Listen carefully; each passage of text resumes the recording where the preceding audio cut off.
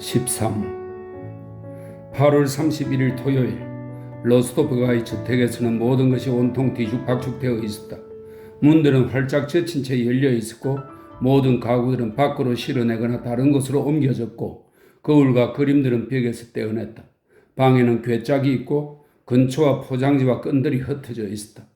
짐을 나르는 농부와 하인들은 무거운 발걸음으로 세곡마루 위를 돌아다녔다. 안마당에는 농부들의 텔레가들이 북적였다. 몇 대는 이미 짐을 실어 밧줄로 묶여 있었고 몇 대는 아직 비어 있었다. 많은 하인들과 짐마차들을 갖고 농부들의 목소리와 발소리가 서로를 부르기라도 하듯 안마당과 집안에 울렸다. 아침부터 백작은 어딘가로 외출했다. 백작 부인은 소란과 소음 때문에 머리가 지끈거려 초산에 적신 천을 머리에 감고 새 소파방에 누워 있었다. 패퇴하는 집에 없었다. 그는 동료에게 갔는데 그와 함께 민병대에서 실전부대로 옮길 심산이었다. 소냐는 홀에서 크리스탈 제품과 도자기 포장하는 일을 감독하고 있었다. 나타샤는 엉망이 된 자기 방 마룻바닥에 여기저기 내어 던져진 옷과 리본과 숄 사이에 앉아 낡은 무도회 드레스를 그녀가 베테르부르크 무도회에서 처음 입은 이미 유행이 지난 바로 그 드레스를 두 손에 쥐고 가만히 마룻바닥을 응시하고 있었다. 나타샤는 모든 사람들이 그토록 바쁜 때에 집에서 아무것도 하지 않는 것이 양심에 걸려 아침부터 몇 번이고 일을 해버리고 애썼다. 그러나 그 일에 마음이 가지 않았다. 그녀는 온 마음과 온 힘을 쏟지 않고는 무언가를 할 수 없었고 할 줄도 몰랐다. 도자기를 싸는 동안 잠시 서서 소냐를 지켜보며 무언가 돕고 싶었지만 이내 그만두고 자기 물건을 싸러 자기 방으로 갔다. 처음에는 옷과 리본을 하녀들에게 나눠주는 것이 그녀를 즐겁게 했지만 그 다음 여전히 나머지 물건들은 싸야 할 때가 되자 그녀는 이 일이 따분했다. 두나샤, 너가 짐을 쌀 거지? 두나샤가 기꺼이 모든 일을 해놓겠다고 그녀에게 약속하자 나타샤는 마룻바닥에 앉아 낡은 무도의 드레스를 두 손에 쥐었다. 그리고 지금 그녀의 생각을 차지해야만 할 듯한 일과는 전혀 상관없는 것을 골똘히 생각하기 시작했다. 옆 하녀방에서 들리는 하녀들의 말소리와 하녀방에서 뒷문으로 다급하게 움직이는 그녀들의 발소리에 나타샤는 그동안 잠겨있던 골똘한 생각에서 깨어났다. 그러고는 일어나 창밖을 내다보았다. 거리에 부상병들의 거대한 행렬이 멈춰 서 있었다. 하녀들, 하인들, 하녀장, 보모, 요리사, 마부들, 좌마 기수들, 식모들이 부상병들을 쳐다보며 대문가에 서 있었다. 나타샤는 하얀 손수건을 머리에 두르고 두 손으로 손수건 양 끝을 꼭 쥐고서 거리로 나갔다. 이전 하녀장이었던 마브라 쿠즈미니시나 노파가 대문가에 서 있던 무리에서 떨어져 나와 멍석으로 포장을 친 텔레가로 다가서더니 그 안에 누워있는 창백한 얼굴의 젊은 장교와 이야기를 나누었다. 나타샤는 몇 걸음 앞으로 나가 주저하듯 멈춰 서서 손수건을 여전히 붙잡은 채 하녀장이 하는 말에 귀를 기울였다. 이를 어째요? 모스크바에 아는 사람이 아무도 없단 말이에요? 마브라 쿠즈미니시나가 말했다. 어디 숙소에 계시면 훨씬 편하실 텐데 여기 우리 집에라도 오세요. 주인님 가족은 곧 떠나실 거예요? 허가해 줄지 모르겠습니다. 장교가 힘없는 목소리로 말했다. 저 사람이 지휘관입니다. 그에게 물어봐 주십시오. 그는 텔레가 행렬을 따라오고 있는 뚱뚱한 소령을 가리켰다. 나타샤는 깜짝 놀란 표정으로 부상당한 장교의 얼굴을 슬쩍 한번 쳐다보고는 곧장 마주오고 있는 소령에게 갔다. 부상자들을 우리 집에 머물게 해도 될까요? 그녀가 물었다. 소령은 웃음을 지으며 한 손을 챙에 대고 격려를 했다.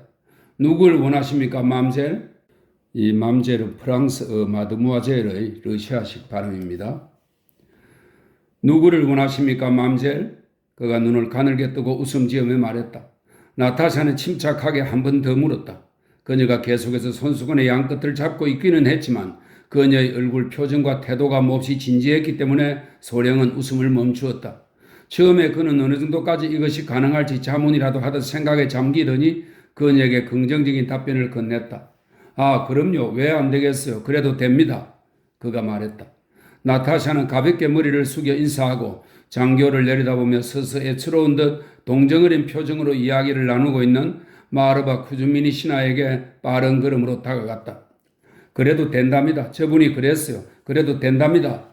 나타샤가 속삭이듯 나지막하게 말했다. 장교를 태운 포장 달린 마차가 로스토프가의 앞마당으로 방향을 틀어 들었었다. 부상병들을 태운 수십 대의 텔레가들이 주민들의 권유로 포바르스카야 거리에 있는 저택들의 앞마당으로 방향을 돌리거나 저택들의 마차 성당작으로 향했다. 나타샤는 삶의 익숙한 조건들을 벗어난 새로운 사람들과의 이런 관계가 마음에 든 모양이었다. 그녀는 마브라 쿠즈미니 신하와 함께 가능한 한 더 많은 부상병들을 자기 집 앞마당에 들이려고 힘썼다. 어쨌거나 아버님께 알려드려야 해요. 마브라 쿠즈미니 신하가 말했다. 괜찮아. 정말로 마찬가지 아닌가요? 우리가 하루만 응접실로 옮기죠. 그럼 우리 방들의 절반을 저 사람들에게 내줄 수 있어요. 아이고 참 아가씨 생각해 보세요. 교체든 독신자 방이든 보모방이든 어디에 들이려 하시든 여쭤봐야 한다니까요. 그러면 내가 여쭤볼게요. 나타샤는 집 안으로 달려가서 발 뒤꿈치를 들고 살금살금 문이 반쯤 열린 소파방으로 들어갔다. 그곳에서는 식초와 호프만 시럽 약 냄새가 흘러나오고 있었다. 주무세요 엄마. 잠이 다 뭐냐? 이제 막 방금 잠들었던 백작 부인이 깨어나며 말했다. 사랑하는 엄마.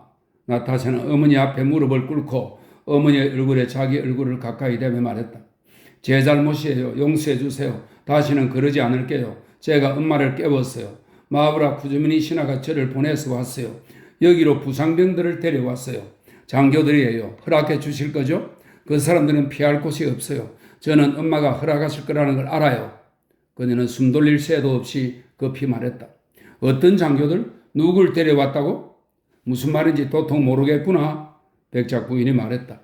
나타샤는 소리내어 웃었고 백작 부인도 살짝 미소를 지었다. 전 엄마가 허락해 주실 거라는 걸 알고 있었어요. 그럼 그렇게 말할게요. 나타샤는 어머니에게 입을 맞추고 일어나 문 쪽으로 나갔다. 호홀에서 그녀는 나쁜 소식들을 갖고 집으로 돌아온 아버지와 마주쳤다. 우리가 너무 오랫동안 꾸물거리고 있었어. 백작이 자기도 모르게 화가 나서 말했다. 클럽도 문을 닫았고 경찰도 떠나고 있더구나. 아빠, 집으로 부상병들을 들어오라고 해도 괜찮죠? 나타샤가 그에게 물었다. 물론 괜찮지. 백작이 정신없이 말했다. 중요한 건 그게 아니란다. 이렇게 부탁하마. 쓸데없는 일에 신경 쓰지 말고 짐을 꾸리는 일이나 도와라. 출발한다. 내일은 출발하는 거다. 그러고 나서 백작은 하인장과 하인들에게도 똑같은 지시를 내렸다.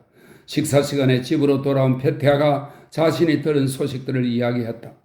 그가 말하기를 오늘 민중이 크렘린에서 무기를 지급받았고 비록 라스톱친의 전단에는 이틀 전에 미리 소집하겠다고 적혀 있지만 그러나 이미 내일 모든 민중이 무기를 갖고 트리고리로 가라는 명령이 내려졌을 것이며 그곳에서 큰 전투가 벌어질 것이라고 했다. 백작 부인은 아들이 이야기하는 동안 아들의 붉게 상기된 쾌활한 얼굴을 두려움으로 벌벌 떨면서 쳐다보았다. 그녀는 알았다. 만일 그녀가 페테아에게 그 전투에 출전하지 말라고 요구하는 말을 단 한마디라도 하면 그는 남자, 명예, 조국이라든지 도저히 반박할 수 없을 만큼 고집세고 너무도 무의미한 남성들 특유의 무언가에 관해 말할 것이고 그러면 이를 망치게 되리라는 것을. 그래서 그녀는 떠나면서 페테아를 자신들의 경호인이자 보호자로 함께 데려갈 수 있도록 상황을 만들기를 바라면서 페테아에게는 아무 말하지 않고 식사 후에 백작을 불러 가능하다면 좀 더 서둘러서 오늘 밤이라도 자기를 데리고 떠나달라며 눈물을 흘리며 간청했다.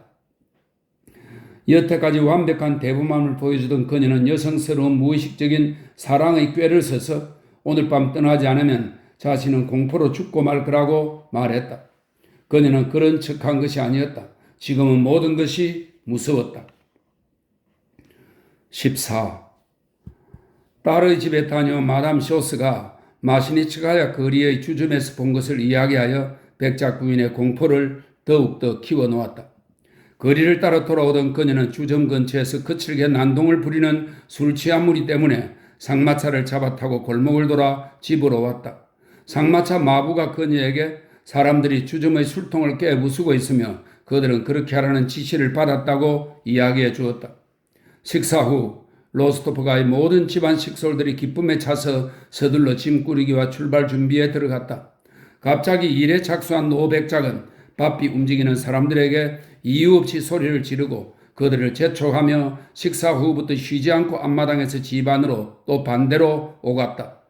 페테아는 앞마당에서 일을 감독했다. 소냐는 백작의 앞뒤가 들어맞지 않는 지시들 때문에 무엇을 해야 할지 몰라 크게 당황하고 있었다. 사람들이 고함을 지르고 말다툼을 벌이고 소란을 피우며 방들과 앞마당을 뛰어다녔다. 나타샤도 모든 일에 대한 그녀 특유의 열정으로 갑자기 일을 시작했다. 처음에 그녀가 짐 꾸리는 일에 참견했을 때 사람들은 그녀를 신뢰하지 않았다. 그녀에게서는 늘 장난을 기대하고 그녀의 말을 따르고 싶어 하지 않았다. 하지만 그녀는 자기 말을 따르도록 집요하고 열정적으로 요구했고 사람들이 말을 듣지 않는다고 화를 내며 울먹이다시피 했다. 그래서 드디어는 사람들이 자기 말을 믿도록 하는데 성공했다. 그녀의 굉장한 노력을 요하고 그녀에게 군의를 부여한 첫 번째 공적은 양탄자를 꾸린 일이었다. 백작의 저택에는 매우 고가의 고블링 직물과 페르시아산 양탄자가 있었다. 나타샤가 일을 시작했을 때 홀에는 괴짝 2개가 뚜껑이 열린 채 놓여 있었다. 하나는 거의 윗부분까지 도자기가 채워져 있었고 다른 하나는 양탄자들이 들어있었다. 아직도 많은 도자기들이 테이블에서 늘어서 있었고 아직도 계속해서 창고에서 도자기들이 들려 나왔다. 새로운 세 번째 괴짝이 필요했다. 그래서 하인들이 그것을 가지러 갔다. 소냐, 잠깐 멈춰봐. 전부 이렇게 넣어보자. 나타샤가 말했다. 불가능해요, 아가씨. 벌써 그렇게 해보았습니다. 식료품 저장실 하인이 말했다. 아니야, 잠깐 멈춰봐.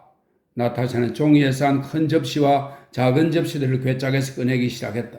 큰 접시들은 여기 양탄자들 속에 넣어야 해. 그녀가 말했다. 제발 괴짝 3개의 양탄자들만이라도 넣을 수 있으면 좋겠는데요. 식당 하인이 말했다. 잠깐 멈춰봐. 나타샤는 빠르고 민첩하게 풀기 시작했다.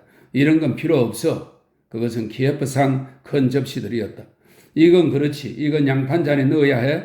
그것은 작센상 큰 접시였다. 놔둬 나타샤. 이제 됐어. 우리가 넣을게. 소녀가 나무라며 끼어들었다.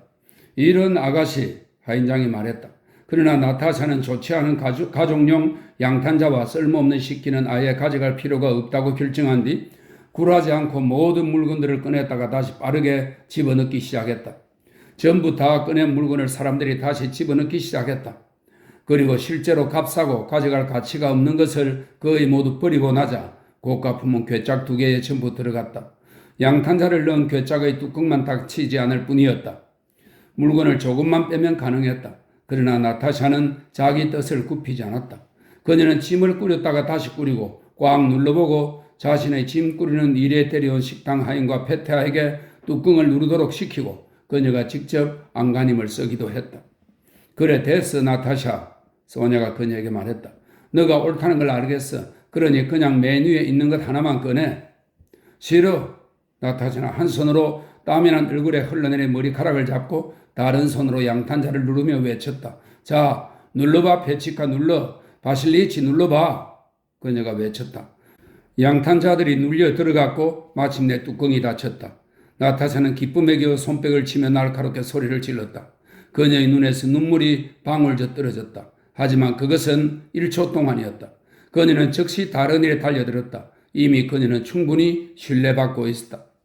백작은 나탈리아 일리니 신하가 자신의 지시를 취소했다는 말을 들어도 화를 내지 않았고 하인들도 집마차에 밧줄을 매야 할지 말지 집마차에 짐이 충분히 실렸는지 아닌지 물으러 나타샤에게 왔다. 나타샤의 지시 덕분에 일이 순조롭게 진행되었다. 그들은 불필요한 물건은 남겨두고 가장 귀중한 물건들을 최대한 밀착해서 꾸려 쌌다. 그러나 모든 사람들이 아무리 분주하게 움직여도 늦은 밤까지 짐을 다 꾸릴 수 없었다. 백작 부인은 잠들었고 백작도 아침까지 출발을 연기하고 잠을 자러 갔다. 소녀와 나타샤는 옷을 벗지 않은 채 소파방에서 잤다. 이날 밤 포바르스카야 거리를 지나 새로운 부상자 한 명이 더 실려왔다. 대문가에 서 있던 마브라 쿠즈미니 신하가 그를 로스토프가 쪽으로 방향을 바꾸게 했다. 마브라 쿠즈미니 신하가 판단하기에 그 부상자는 매우 중요한 인물이었다. 그는 온통 포장을 치고 덮개를 내린 콜야스카에 실려왔는데 마부석에는 상마차 마부와 함께 노인, 위험 있는 시종이 앉아 있었다. 그 뒤로 의사 1명과 병사 2명이 집마차를 타고 따라왔다. 우리 집으로 들어오세요. 주인님 가족은 떠나실 거고 집 전체가 텅 빌 거예요. 노파가 늙은 하인을 향해 말했다. 그러지요 뭐. 시종은 한숨을 쉬며 대답했다. 목적지까지 가는 건 바라지도 않습니다. 모스크바에 우리 집이 있긴 하지만 멀기도 하고 또 아무도 살지 않아요. 부디 우리 집으로 오세요. 우리 주인님 댁에는 모든 것이 풍족하답니다. 어서요. 마브라 쿠즈미니 신하가 말했다. 그런데 어때요? 상태가 아주 안 좋은가요? 그녀가 덧붙였다. 시종이 한 손을 쥐었다. 우리는 목적지까지 가는 것도 바라지 못한다니까요. 의사에게 물어봐야 합니다. 그러더니 시종은 마부석에서 내려와 진마차로 다가갔다. 좋습니다. 의사가 말했다. 시종은 다시 콜리아스카로 다가가 그 안을 슬쩍 들여다보고 고개를 저었다. 그는 마부에게 앞마당으로 방향을 돌리라고 명한 후 마브라 쿠즈미니 신하 옆에 멈춰 섰다. 주 예수 그리스도시여. 그녀가 중얼거리며 말했다. 마브라 쿠즈미니 신하는 부상자를 집안으로 옮기도록 권했다. 주인들은 아무 말씀도 하지 않으실 거예요. 그녀가 말했다. 하지만 계단을 오르는 것은 피해야 했다. 그래서 사람들은 부상자를 곁으로 옮겨 마담 쇼스가 쓰던 방에 눕혔다. 그 부상자는 안드레이 볼콘스키 공작이었다. 15. 모스크바의 최후의 날이 밝았다. 맑고 상쾌한 가을 날씨였다. 일요일이었다. 일요일이면 언제나 그렇듯이 모든 교회에서 예배를 알리는 종소리가 울렸다. 앞으로 어떤 일이 모스크바에서 벌어질지 아직은 아무도 모르는 것 같았다. 두 개의 지표만 모스크바 사회의 현 상황을 반영하고 있었다. 하층민, 즉 빈민계층과 물가가 그것이다.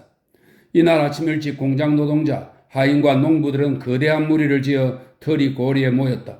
그 중에는 관리, 신학생, 그리고 귀족도 섞여 있었다.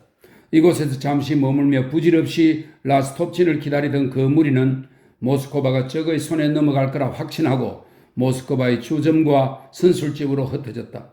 이날의 물가도 상황을 시사했다. 무기, 금, 말과 술의 가격이 점점 오르고 지폐와 도시 생활에 필요한 물품의 가치는 점점 떨어져 정오 무렵에는 모직 같은 값비싼 천이 반값에 팔리고 농부의 말이 500루블에 거래되었다. 가구, 거울과 청동 세공품은 공짜로 넘겨지기도 했다. 견실하고 유수 깊은 로스토프가의 경우 이전 생활상의 붕괴가 매우 미약하게 나타났다. 하인들에 대해 말하자면 많은 하인들 가운데 세 사람이 야반 도주를 했을 뿐이다. 하지만 도둑 맞은 것은 아무것도 없었다.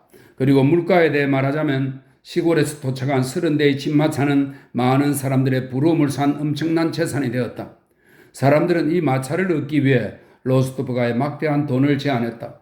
그뿐 아니라 전날 저녁부터 9월 1일 이른 아침까지 부상당한 장교들의 종졸과 하인이 로스토프가의 앞마당으로 찾아오고 로스토프가와 인근 저택에 머물던 부상병들까지 아픈 몸을 이끌고 찾아와 모스크바를 떠나기 위한 진마차를 구할 수 있도록 주인들한테 부탁해달라고 로스토프가의 하인들에게 애원했다. 그런 간청을 받은 하인장은 부상자들을 불쌍히 여기면서도 자기는 백작에게 감히 보고할 수조차 없다고 말하며 단호히 거절했다.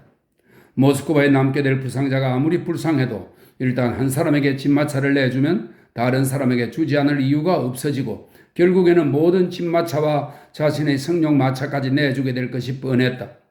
30대의 진마차가 모든 부상병들을 구할 수도 없는 데다 모두가 재난을 겪는 시기에는 자기 자신과 가족을 생각하지 않을 수 없다. 하인장은 주인을 대신해 그렇게 생각했다. 1일 아침 잠에서 깬 일리아 안드레이치 백작은 새벽녘이 되었어야 겨우 잠든 백작 부인이 깨지 않게 조심조심 침실에서 나와 보라색 비단 가운을 걸치고 현관 계단으로 나갔다. 끈으로 독려맨 진마차들이 앞마당에 있었다. 현관 계단 앞에는 성령 마차들이 있었다. 하인장은 마차 승강장 옆에 서서 늙은 종졸과 한 팔에 붕대를 감은 창백한 얼굴의 젊은 장교와 이야기를 나누고 있었다. 백작을 본 하인장이 장교와 종졸에게 의미심장하고 엄중하게 물러가라는 신호를 보냈다. 어떤가 바실리치, 준비는 다 되었나? 백작은 대머리가 된 정수리를 문지르며 온화한 눈길로 장교와 종졸을 쳐다보고 그들에게 고개를 끄덕였다. 백작은 새로운 사람들을 좋아했다. 당장이라도 말을 마차에 맬 수 있습니다, 백작 카카. 그래, 다행이군. 백작 부인이 깨면 곧장 출발하자. 당신들은 여기에 무슨 일로? 그는 장교에게 말을 걸었다. 우리 집에 묵고 있습니까?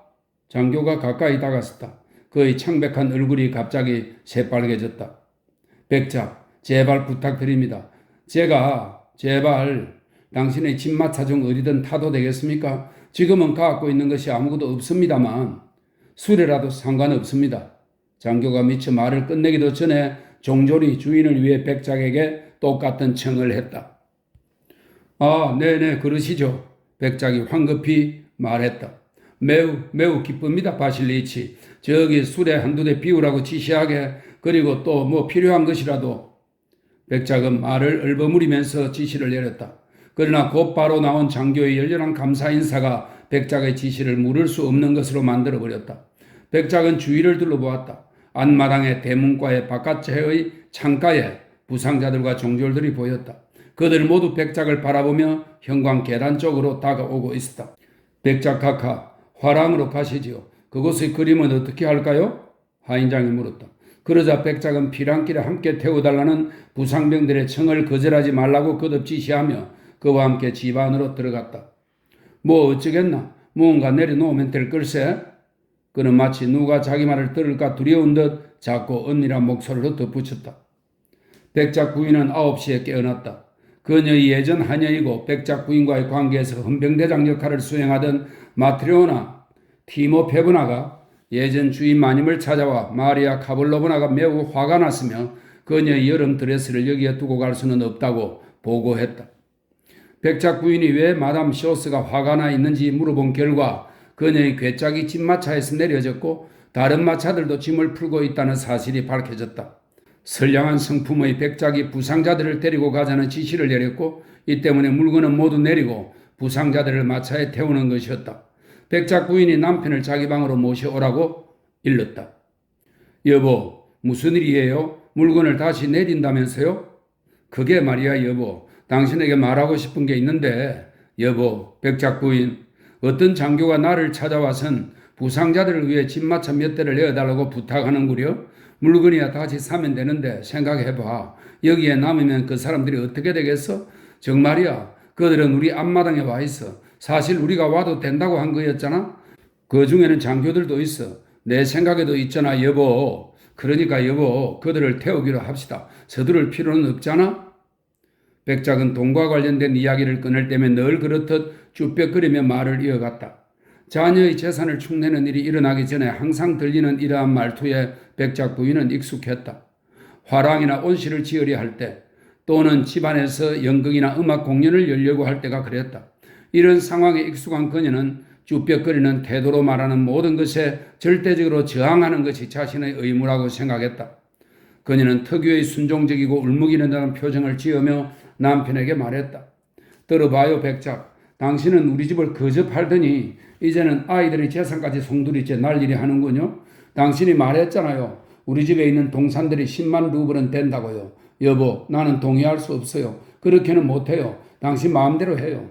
부상자들은 정부가 책임져야죠. 그들도 알아요. 봐요. 저기 맞은편에 로프인가는 벌써 이틀 전부터 전부 싸가지고 떠났잖아요. 사람들은 다들 그렇게 하고 있어요. 우리만 바보예요. 나 말고 아이들이라도 불쌍히 여겨줘요. 백작은 두 손을 내젓고 아무 말 없이 방에서 나가버렸다. 아빠, 무슨 일이에요? 아버지를 뒤따라 어머니의 방으로 들어온 나타샤가 물었다. 아무 일도 아니다. 너가 상관할 일이 아니야. 백작이 화를 내며 말했다. 아니에요. 저도 들었어요. 나타샤가 말했다. 왜 엄마는 그렇게 못하겠다고 해요? 너가 상관할 일이 아니라고 하지 않았니? 백작이 소리쳤다. 나타샤는 창가로 물러나 생각에 잠겼다. 아빠, 베르크가 왔어요. 그녀가 창밖을 보며 말했다. 16. 로스토프가의 사위인 베르크는 블라디미르 훈장과 안나 훈장을 목에 건 대령이었고 여전히 참모장의 보좌관, 즉 제2군단 참모부 소속 제1분과 보좌관이라는 편안한 직위를 맡고 있었다. 그는 9월 1일 군대에서 모스크바로 왔다. 사실 그는 모스크바에서 용무가 없었다. 단지 군대의 모든 사람들이 모스크바에 가기를 희망하며 그곳에서 무엇인가를 하고 있었다는 것을 알아차렸을 뿐이다. 그리하여 그 역시 집안 문제와 가족 문제를 핑계대며 휴가를 신청해야겠다고 생각했다. 베르크는 어느 공작의 마차와 똑같이 생긴 살찐 젓갈색 말 2마리가 끄는 아기자기한 마차를 타고 장인의 집으로 왔다. 그는 앞마당의 집마차들을 유심히 보고 깨끗한 손수건을 꺼내 매듭을 지으면서 형광 계단을 올랐다. 이 손수건을 꺼내 매듭을 짓는다는 것은 러시아 민간 관습의 하나로 추후 무엇인가에 대한 기억을 쉽게 떠올리기 위한 것이라고 합니다. 베르크는 대기실에서 날아갈 듯 조급한 걸음으로 응접실에 뛰어들어와 백작을 껴안고 나타샤와 소냐의 손에 입을 맞추고는 장모의 건강을 물었다. 지금 건강이 문제겠나? 자, 어서 이야기해 보세. 백작이 다급히 말했다. 군대는 어떤가? 퇴각하는 중인가? 아니면 전투가 있을 것 같나? 태초부터 계신 하나님만이 조국의 운명을 결정할 수 있습니다. 장인어른. 베르크가 말했다. 군대는 영웅적인 정신으로 불타오르고 있으며 이른바 우리의 수령님들이 회의하기 위해 지금 모였습니다. 무슨 일이 일어날지는 모릅니다. 하지만 장인어른, 전반적으로 말씀드리자면 러시아 군이 26일의 전투에서 보여준 영웅적인 정신, 러시아군의 진정한 용맹함은 말로 표현할 수가 없군요. 그는 어느 장군이 그가 있는 자리에서 가슴을 치며 이야기하던 것과 똑같이 자기 가슴을 쿵쿵 쳤다. 다만 조금 늦었다. 가슴을 러시아군이라는 말에서 쳐야 했다. 장인어른, 제가 솔직하게 말씀드리고 싶은 것은 우리 지휘관들은 병사들을 몰아대거나 그와 같은 일을 할 필요가 전혀 없습니다. 오히려 우리는 겨우 말리고 있었습니다. 그렇습니다. 예전의 용맹한 영웅들에게서만 볼 수 있었던 그들의 무공을 말입니다. 그는 빠르게 짓거렸다. 바르클라이드 톨리 장군은 어디를 가든 군대의 선두에 서서 자기 목숨을 걸었다고? 저는 장인어른께 말씀드리겠습니다. 우리 군단은 산비탈에 배치되어 있죠. 상상이나 되십니까? 그러고 나서 베르크는 요즘 들은 온갖 이야기들 중에 기억나는 것을 줄줄이 늘어놓았다. 나타샤는 베르크의 얼굴에서 어떤 의문에 대한 해답을 찾으려는 듯 그가 쩔쩔맬 만큼 뚫어지게 쳐다보았다. 전반적으로 말하자면 러시아 군사들은 우리가 상상할 수조차 없는 영웅적인 행동을 보여주었고 우리의 찬사를 받아 마땅합니다. 베르크는 나타샤를 돌아보더니 그녀를 구슬리고 싶은지 그 집요한 시선에 미소로 답하며 말했다. 러시아는 모스크바에 있지 않고 그 아들들의 가슴에 있다. 맞는 말이지 않습니까, 장인어른? 베르크가 말했다. 그때 백작 부인이 지치고 불만스러운 표정으로 소파방에서 나왔다.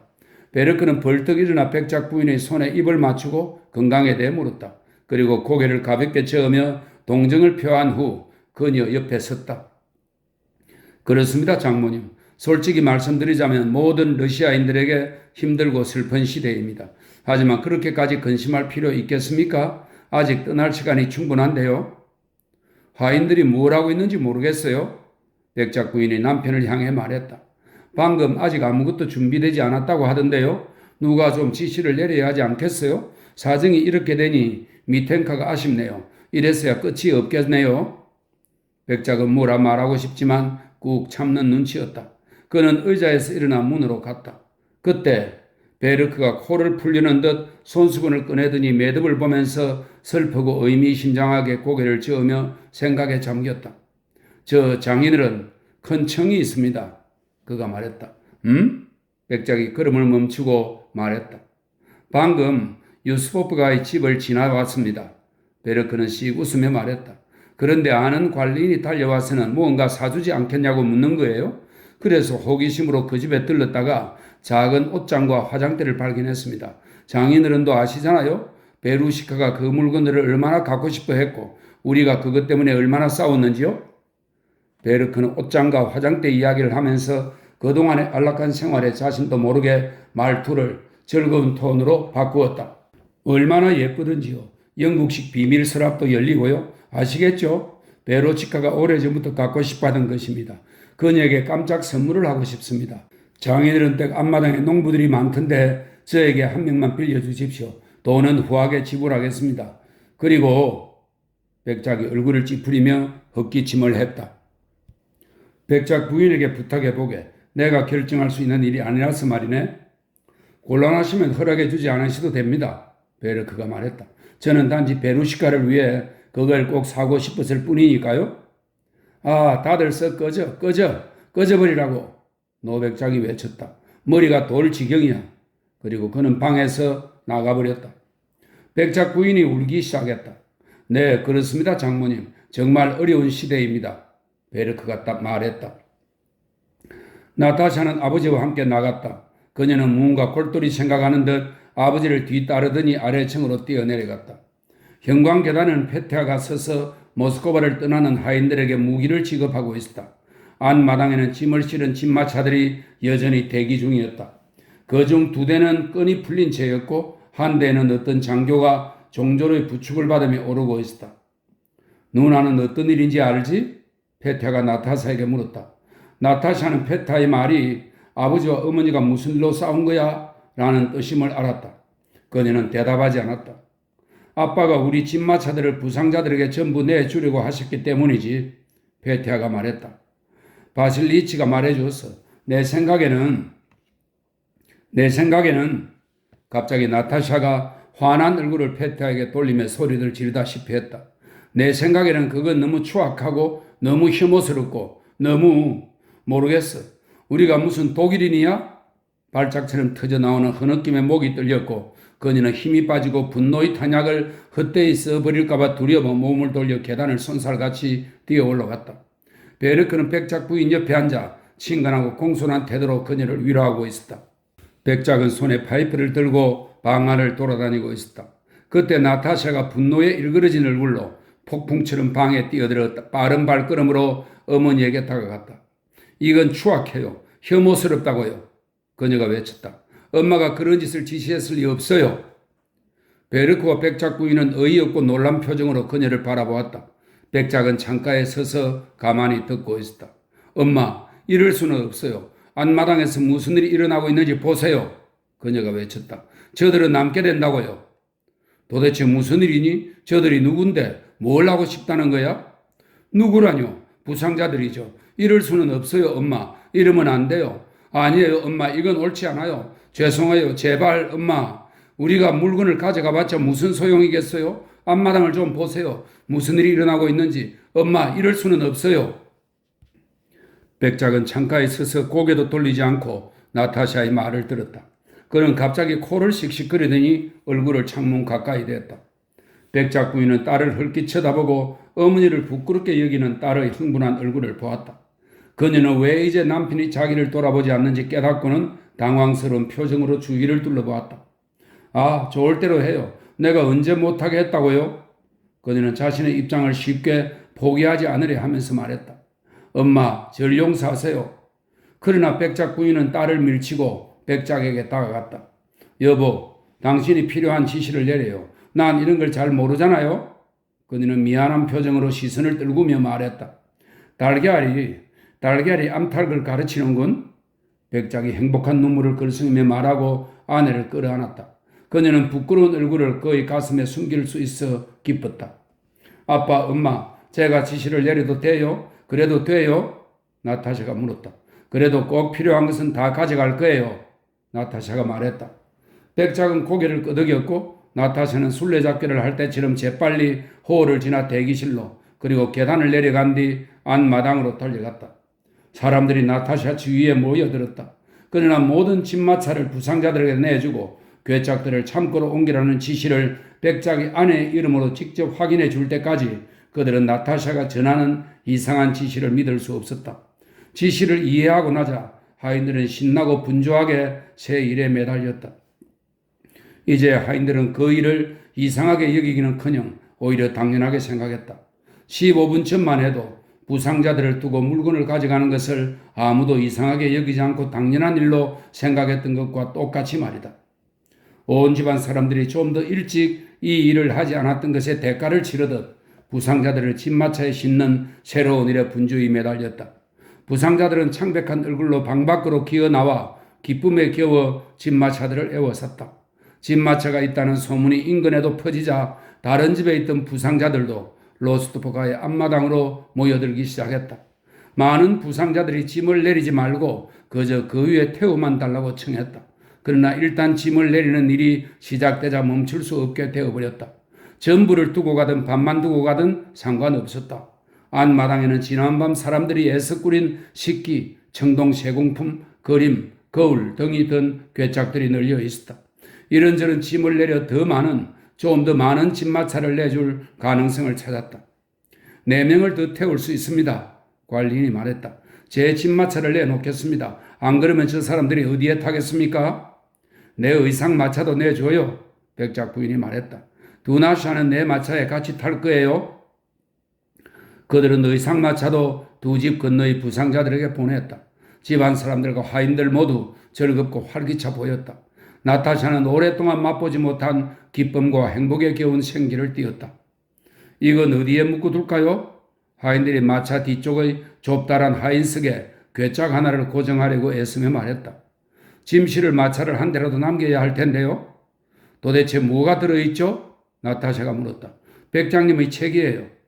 그냥 둬요. 바실리치가 치울 거예요. 그건 필요 없어요. 마차는 사람들로 꽉 찼다. 표트르 일리치가 앉을 자리가 있을지 의문이었다. 그 애는 마부석에 앉히면 돼. 페테야, 마부석에 앉을 거지? 나타샤가 외쳤다. 소냐도 쉴 새 없이 분주했다. 하지만 그녀가 부산을 떠난 목적은 나타샤와 정반대였다. 그녀는 남겨두어야 할 물건들을 치웠다. 소냐는 백작 부인의 지시대로 물건 목록을 작성하고 될 수 있는 대로 많은 물건을 가져가기 위해 애썼다. 17. 2시가 가까워질 무렵 말을 메고 짐을 실은 로스트버가의 승용 마차 4대가 마차 승강장에서 대기하고 있었다. 부상자를 실은 짐마차들이 차례로 앞마당을 빠져나갔다. 안드레 공작이 탄 마차가 형광 계단을 지나치며 소냐의 관심을 끌었다. 마침 소냐는 마차 승강장에 대기한 백작 부인의 높고 큰 승용 마차 안에서 하녀와 함께 백작 부인이 앉을 자리를 준비하고 있었다. 저건 누구 마차니? 소냐가 창문 밖으로 고개를 내밀면서 물었다. 정말 모르세요, 아가씨? 하녀가 대답했다. 부상당한 공장님이세요. 그분은 이곳에서 하룻밤을 묵으셨고 우리와 함께 떠나실 거예요. 그래서 누구냐니까? 성이 뭔데? 우리 아가씨의 약혼자셨던 볼콘스키 공장님이세요. 한숨을 내쉬며 하녀가 답했다. 그분의 생명이 위태롭대요. 소냐는 승용 마차에서 뛰쳐나와 백작 부인에게 달려갔다. 이미 여행용 복장에 쇼를 걸치고 모자를 쓴 백작 부인이 지친 모습으로 응접실을 이리저리 걷고 있었다. 길을 떠나기 전에 문을 닫고 앉아 기도를 드리기 위해 가족들을 기다리는 중이었다. 나타샤는 응접실에 없었다. 어머니, 소냐가 말했다. 부상을 당해 생명이 위태로운 안드레이 공작이 이곳에 있어요. 우리와 함께 떠난답니다. 백작 부인은 깜짝 놀란 눈을 하고 소냐의 손을 붙잡으며 주위를 둘러보았다. 나타샤는? 그녀가 말했다. 소냐에게나 백작 부인에게나 처음에 이 소식은 오직 한 가지 의미로만 다가왔다. 그들은 나타샤를 잘 알았다. 그래서 그녀가 이 소식을 접하면 어떻게 될까 하는 두려움이 두 사람 모두가 아끼던 한 남자에 대한 연민을 완전히 덮어버렸다. 나타샤는 아직 몰라요. 하지만 그분은 우리와 함께 가요. 소냐가 말했다. 생명이 위태롭다고 했지? 소냐가 고개를 끄덕였다. 백작 부인은 소냐를 끌어안고 울음을 터뜨렸다. 하나님의 섭리는 청량할 수가 없구나. 그녀는 이제껏 사람들의 시선으로부터 감춰져 있던 전능한 신의 손이 지금 벌어지는 모든 것 속에 나타나기 시작했음을 느꼈다. 엄마, 다 준비됐어요. 무슨 이야기하고 있었어요? 나타샤가 생기 넘치는 얼굴로 방에 뛰어들어오며 물었다. 별 이야기 아니야. 백작 부인이 말했다. 준비됐으면 출발하자. 백작 부인은 속상한 얼굴을 숨기기 위해 손가방 위로 몸을 숙였다. 소냐는 나타샤를 끌어안고 입을 맞추었다. 나타샤가 미심쩍은 듯 그녀를 쳐다보았다. 왜 그래? 무슨 일 있었어? 아무것도 아니야. 아니야. 나한테 안 좋은 일이야. 뭔데? 눈치 빠른 나타샤가 물었다. 소냐는 한숨을 쉬고 아무 대답도 하지 않았다. 백작, 페티아, 마담 쇼스, 마브라 쿠즈미니시나, 바실리어치가 응접실로 들어왔고 문을 닫았다. 그들 모두 자리를 잡고 서로를 쳐다보지 않은 채 말없이 잠시 앉아 있었다. 백작이 가장 먼저 일어나 큰 소리로 숨을 내쉬고 이콘을 향해 성호를 끄었다. 다들 그를 따라했다. 그리고 나서 백작은 모스크바로 남기로 한 마브라 쿠즈미니시나와 바실리치를 끌어안았다. 그들이 백작의 손을 잡고 그의 어깨에 입을 맞추자 백작은 다정한 위로의 말을 중얼거리며 그들의 등을 가볍게 두드려 주었다. 백작 부인이 이콘 방으로 들어갔고 소냐가 그 방에 들어갔을 때 백작 부인은 벽의 군데군데 남은 이콘들 앞에 무릎을 꿇고 기도하고 있었다. 가족 대대로 귀한 것으로 여긴 이콘들은 가져가기로 했다. 형광계단과 앞마당에서는 페타가 나누어준 단금과 기병도로 무장하고 바지를 부천에 쑤셔넣고 허리띠와 가죽끈을 단단히 조인 차림의 떠날 사람들이 이곳에 남을 사람들과 작별 인사를 나누고 있었다. 길을 떠날 때면 늘 그렇듯 많은 물건들이 빠지거나 제대로 꾸려지지 않아 두 명의 하인이 백작 부인을 태우기 위해 마차의 열린 문 양쪽에 그리고 발판 양편에 한참을 서 있었고 하녀들은 쿠션과 보따리를 들고 집과 대형 승용 마차 그리고 작은 승용 마차 사이를 뛰면서 오갔다. 얘들은 일평생 까먹는군. 백작 부인이 말했다. 너 내가 그렇게 앉을 수 없다는 걸 알잖니? 그러자 두냐사는 이를 앙다물며 비난하는 표정을 짓고 아무 대꾸 없이 승용마차 안으로 들어가 앉을 자리를 다시 손보았다. 아, 이 사람들하고는 백작은 고개를 저으며 말했다. 백작 부인이 외출할 때면 유일하게 마차를 맡기던 늙은 마부 예핌은 마부석에 높다랗게 앉아 뒤에서 벌어지는 일에 눈길조차 주지 않았다. 30년의 경험으로 그는 출발이라는 말이 나오려면 한참 더 시간이 걸리리라는 것. 그렇게 말을 해도 2번 정도 더 멈춰 세우고 배터리 물건을 가져오라며 누군가를 보내리라는 것. 그런 다음에도 또 한 번 멈추게 한 뒤 백작 부인이 창밖으로 고개를 내밀어 그에게 제발 내리막길에서 좀 더 조심스럽게 마차를 몰아달라고 부탁하리라는 것을 알았다. 그것을 모두 알았기에 말들보다 특히 한 발로 땅을 차고 제갈을 신경질적으로 물어뜯는 왼쪽의 적황색 말인 소콜보다 더 차분하게 앞으로 일어날 일을 기다리고 있었다. 마침내 모두 자리를 잡고 앉았다. 발판이 접혀 마차 안으로 던져지고 문이 쾅 닫혔다. 그리고 누군가를 보석함을 가지러 보냈고 백작 부인이 고개를 내밀고는 항상 하는 말을 했다. 그러자 에핍은 천천히 머리에서 모자를 벗고 성호를 껐다. 좌마 기수와 모든 사람들도 그와 똑같이 했다. 하나님께서 동행하시길. 에핍이 모자를 쓰고 말했다. 고삐를 조여라. 좌마 기수가 말을 출발시켰다. 쌍두마차의 오른쪽 말이 멍에 안으로 고개를 뒤밀고 높은 스프링이 삐걱거리고 차체가 흔들렸다.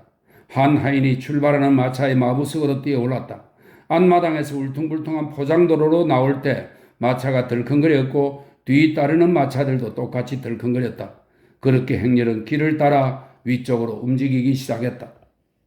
대형 승용마차와 작은 승용마차에 탄 사람들 모두 맞은편에 있는 교회를 향해 성호를 껐다.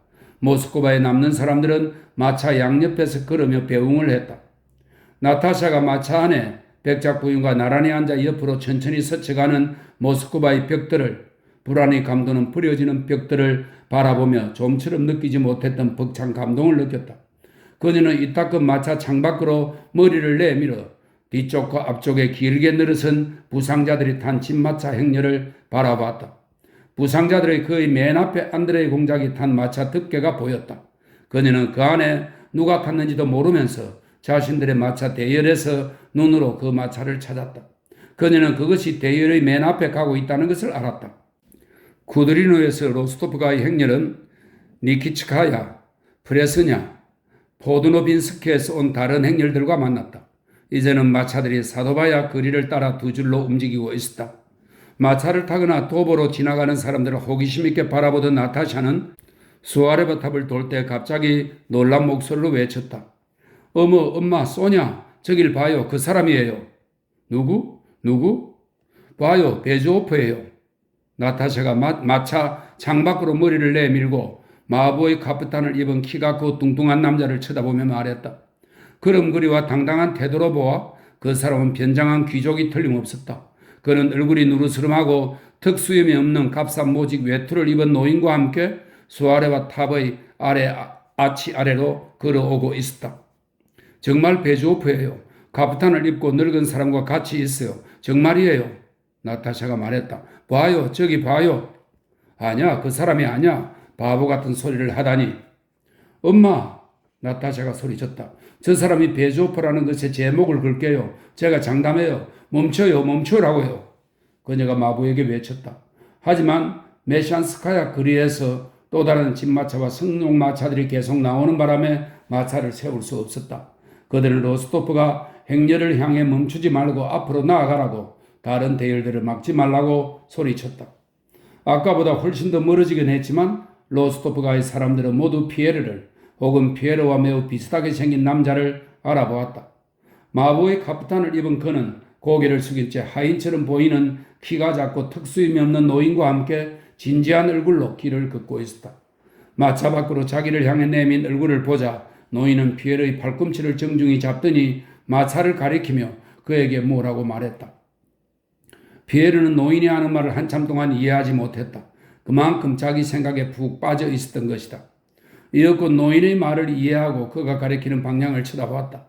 나타샤를 알아본 순간 피에르는 즉각적인 감정에 굴복하여 재빨리 마차를 향해 걸어갔다. 하지만 10걸음쯤 걷다 무언가 떠오른 듯 걸음을 멈추었다. 마차 밖으로 내민 나타샤의 얼굴이 조롱기 섞인 다정함으로 빛났다.